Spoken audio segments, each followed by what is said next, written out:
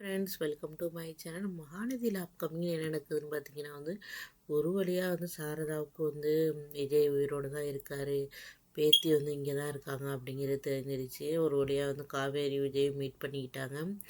இதுக்கப்புறம் என்ன ஆகுதுன்னு பார்த்தீங்கன்னா விஜய் இந்த பொண்ணு காவேரியை வீட்டுக்கு கூட்டிகிட்டு வரேன் அப்படின்னு சாரதாட்ட சொல்லியிருப்பாங்க. அதனால் சாரதா விதவிதமாக சமைச்சிக்கிட்டு இருப்பாங்க. அதை பார்த்துட்டு என்ன இப்படி சமைக்கிற அப்படின்னு சொல்லிட்டு காவேரி கேட்குறாங்க. இல்லை அந்த தம்பி அவங்க பொண்ணை அழைச்சிட்டு வரேன்னு சொன்னார்ல, அதனால் நான் சமைக்கிறேன் நிறையா அப்படின்னு சொல்லிட்டு சொல்கிறாங்க. இதை கேட்டோன்னா காவேரிக்கு ரொம்ப ஆச்சரியமாக இருக்குது. இவங்களுக்காக இவங்க இப்படி சமைக்கிறாங்க அப்படின்னு சொல்லிட்டு ரொம்ப குழப்பமாக இருக்காங்க. அதுக்கப்புறம் விஜய் காவேரியை கூட்டிகிட்டு வராரு.